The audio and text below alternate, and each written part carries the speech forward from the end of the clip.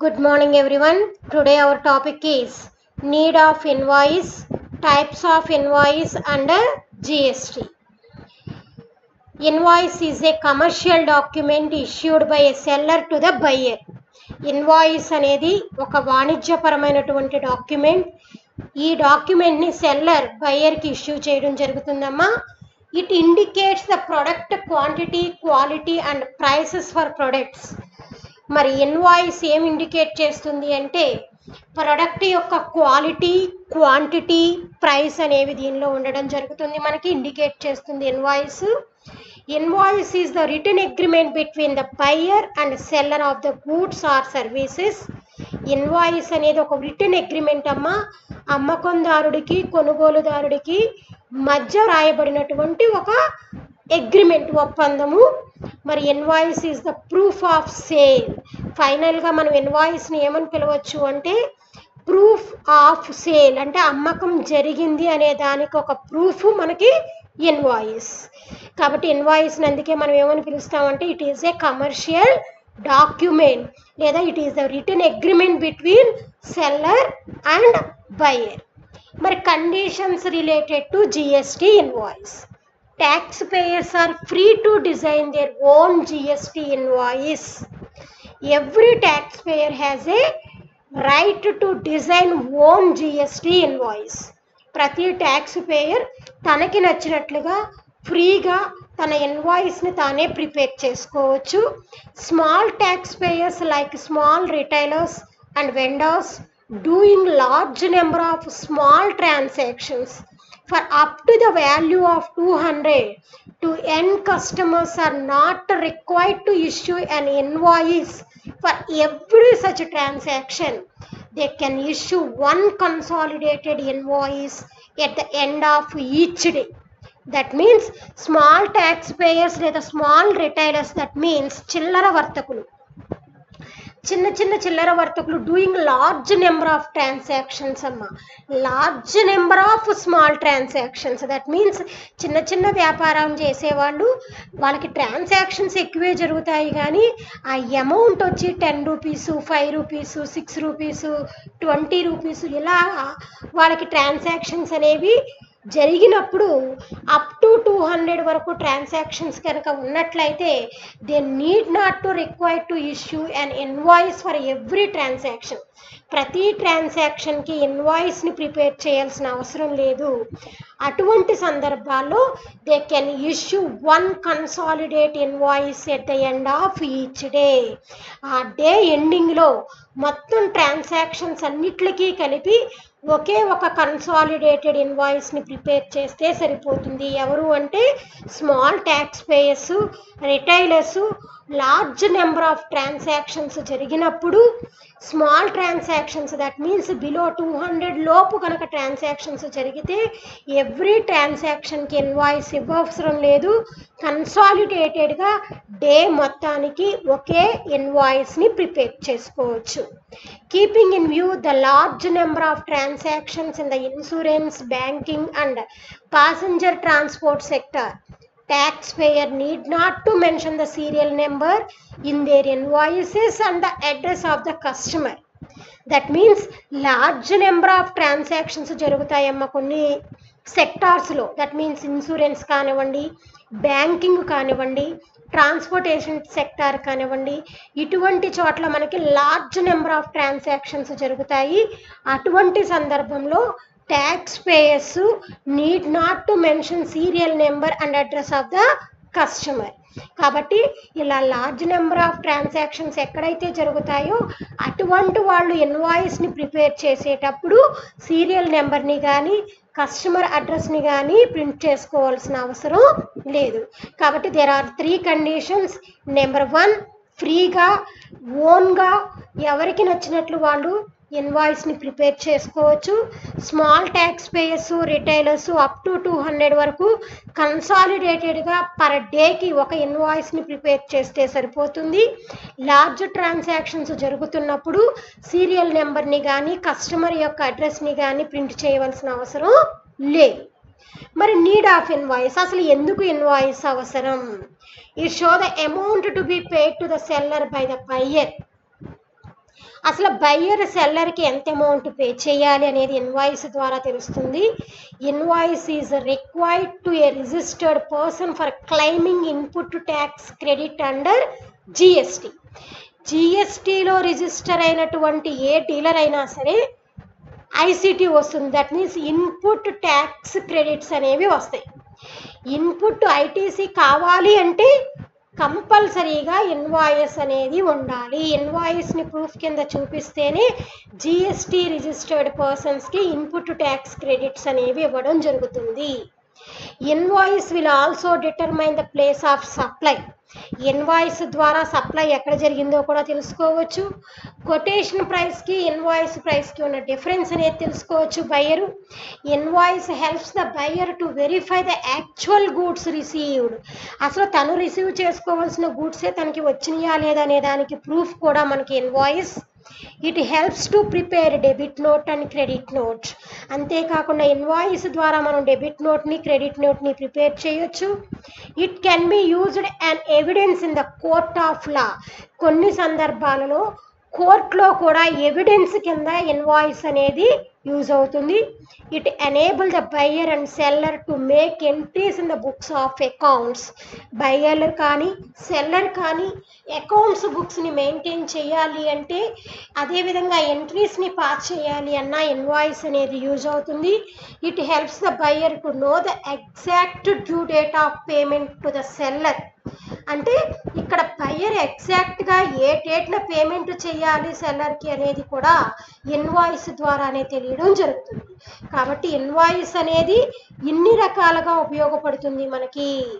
ఎంత amount buyer సెల్లర్కి pay చేయాలి, ITC పొందాలి అంటే జిఎస్టీ రిజిస్టర్డ్ పర్సన్కి ఇన్వాయిస్ కంపల్సరీ, సప్లై అనేది ఎక్కడ జరిగింది, కొటేషన్కి ఇన్వాయిస్ ప్రైస్కి మధ్య ఉన్న డిఫరెన్స్, యాక్చువల్ గూడ్స్ రిసీవ్ చేసుకున్నారా లేదా, debit note credit note prepare చేయడానికి, కొన్ని సందర్భాల్లో కోర్టులో ఎవిడెన్స్గా యూజ్ అవుతుంది.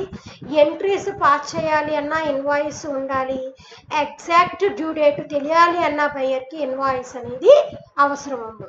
మరి types of invoice under GST. జిఎస్టీలో ఎన్ని రకాల ఇన్వాయిస్లు ఉంటాయి?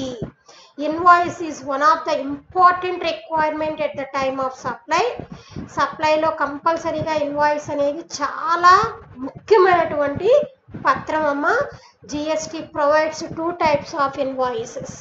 జిఎస్టీలో 2 రకాల ఇన్వాయిస్లు ఉంటాయి. Number 1 tax invoice, bill of supply. అంటే జిఎస్టీలో registered persons must prepare 2 types of invoices. Number 1 tax invoice, number 2 bill of supply. జిఎస్టీలో రిజిస్టర్ అయినటువంటి ప్రతి వ్యక్తి 2 రకాల ఇన్వాయిస్లను ప్రిపేర్ చేసుకుంటాడు. ఒకటి tax invoice, 2 bill of supply. మరి ఒక వ్యక్తికి 2 ఇన్వాయిస్లు ఎందుకండి అమ్మేటప్పుడు అంటే, ట్యాక్స్ ఇన్వాయిస్ వచ్చి tax invoice is issued when a registered dealer supplies taxable goods or services. It is mandatory for claiming ITC input tax credits. ట్యాక్స్ ఇన్వాయిస్ని ఎందుకు వాడతాడు అంటే, రిజిస్టర్డ్ డీలరు ట్యాక్సబుల్ గూడ్స్కి సర్వీసెస్ని సప్లై చేసినప్పుడు. మరి బిల్ ఆఫ్ సప్లైని కూడా జిఎస్టీ రిజిస్టర్డ్ పర్సనే యూజ్ చేస్తారు. మరి అది ఎప్పుడు అంటే కనుక, a bill of supply issued when a registered dealer supplies GST exempted goods and services. అంటే జిఎస్టీ నుంచి మినహాయించబడిన వస్తువులని గనక సప్లై చేస్తే అప్పుడు బిల్ ఆఫ్ సప్లై అనేది ఇష్యూ చేస్తారు. అంటే there is a small difference between tax invoice and bill of supply. Tax ఇన్వాయిస్నేమో ట్యాక్సబుల్ గూడ్స్ అండ్ సర్వీసెస్ని సప్లై చేసినప్పుడు, బిల్ ఆఫ్ సప్లైని జిఎస్టీ నుంచి ఎగ్జెంప్షన్ ఉన్నటువంటి గూడ్స్ని కనుక సప్లై చేసినప్పుడు బిల్ ఆఫ్ సప్లైని ఇష్యూ చేయడం జరుగుతుంది. అంటే ఒక్క జిఎస్టీ డీలర్ దగ్గర, జిఎస్టీలో రిజిస్టర్ అయిన డీలర్ దగ్గర 2 ఇన్వాయిస్లు ఉంటాయి. ఒకటి tax invoice, 2 bill of supply. Tax ఇన్వాయిస్నేమో ట్యాక్సబుల్ గూడ్స్కి, బిల్ ఆఫ్ సప్లైని ఎగ్జెంప్టెడ్ గూడ్స్కి యూజ్ చేయడం జరుగుతుందమ్మా. మరి ఎన్ని కాపీలు ప్రిపేర్ చేస్తారు? మేనర్ ఆఫ్ ఇష్యూయింగ్ ఇన్వాయిస్, ఎన్ని కాపీస్ ప్రిపేర్ చేయాలి? Tax invoice shall be prepare. Tax invoice వచ్చేసరికి మనకి గూడ్స్కి సర్వీసెస్కి వేరువేరుగా ఉంటుందమ్మా. మరి ట్యాక్స్ ఇన్వాయిస్ గూడ్స్ విషయానికి అంటే సరుకుల విషయానికి వస్తే, ట్యాక్సబుల్ గూడ్స్కి వస్తే 3 కాపీస్ ప్రిపేర్ చేస్తారమ్మా. Original, duplicate, triplicate. ఒరిజినల్ ఏమో రిసీవర్, దట్ మీన్స్ బయ్యర్కి ఇవ్వడం జరుగుతుంది. డూప్లికేట్ ట్రాన్స్పోర్టర్కి, triplicate supplier, that means seller దగ్గర ఉండడం జరుగుతుంది. ఇది వస్తువులని ట్యాక్సబుల్ గూడ్స్ని సప్లై చేసినప్పుడు ట్యాక్స్ ఇన్వాయిస్ 3 కాపీలు ప్రిపేర్ చేస్తారు. Original, duplicate, triplicate. ఒరిజినల్ ఏమో బయ్యర్కి, డూప్లికేట్ ట్రాన్స్పోర్టర్కి, triplicate supplier, that means seller ఉంచుకోవడం జరుగుతుంది. మరి అదే సర్వీసెస్ విషయానికి వచ్చేసరికి only 2 copies are prepared. Original, duplicate. Original receiver, that means buyer దగ్గర, duplicate for supplier, that means seller దగ్గర ఉండడం జరుగుతుంది. కాబట్టి ట్యాక్స్ ఇన్వాయిస్ని మనం గూడ్స్కి వచ్చేసరికి 3 కాపీసు, సర్వీసెస్కి వచ్చేసరికి 2 కాపీస్ ప్రిపేర్ చేయడం జరుగుతుంది. మరి కంటెంట్స్ ఆఫ్ ట్యాక్స్ ఇన్వాయిస్. అసలు ట్యాక్స్ ఇన్వాయిస్ అని ప్రిపేర్ చేస్తున్నారు, దాంట్లో కంటెంట్స్ ఏముంటాయి? Name, address and GST in of the supplier. GST in means goods and services tax identification number. అంటే సప్లై చేసేటటువంటి సప్లయర్ అంటే సెల్లర్ యొక్క నేము, అడ్రస్, జిఎస్టీ ఇన్ను కూడా ఇన్వాయిస్లో ఉంటుంది. ఇన్వాయిస్ మీన్స్ బిల్ అమ్మ. మనం ఏదైనా పర్చేజ్ చేసినప్పుడు ఆ సెల్లర్ మనకి ఇచ్చే బిల్ని it is called invoice. Tax invoice number ఉంటుంది. డేట్ ఆఫ్ ఇష్యూ, వాళ్ళు మనకి ఏ రోజున బిల్ ఇచ్చారో డేట్ ఉంటుంది. ఒకవేళ జిఎస్టీలో రిజిస్టర్ అయిన పర్సన్ కనుక అయినట్లయితే దాంట్లో జిఎస్టీ అంటే ఎవరు? బయ్యర్. బయ్యర్ కూడా జిఎస్టీ రిజిస్టర్డ్ పర్సన్ అయితే అతని నేము, అడ్రస్, జిఎస్టీ నెంబర్ ఉంటుంది.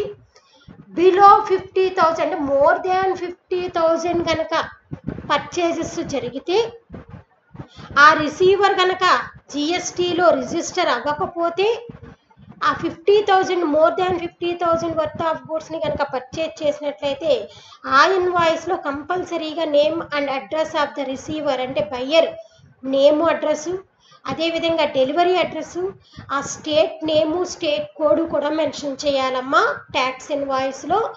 అంటే సెల్లర్ జిఎస్టీలో రిజిస్టర్ అయ్యి బయ్యర్ కనుక జిఎస్టీలో రిజిస్టర్ కాకపోతే మోర్ దాన్ 50,000 వర్త్ ఉన్నటువంటి స్టాక్ని కనుక బయ్యర్ పర్చేజ్ చేసినట్లయితే ఆ ఇన్వాయిస్లో ఆ రిసీవర్ యొక్క దట్ మీన్స్ బయ్యర్ యొక్క నేము, అడ్రస్సు, డెలివరీ చేయాల్సిన అడ్రస్సు, అదేవిధంగా స్టేట్ నేము, స్టేట్ కూడా మెన్షన్ చేయాలి.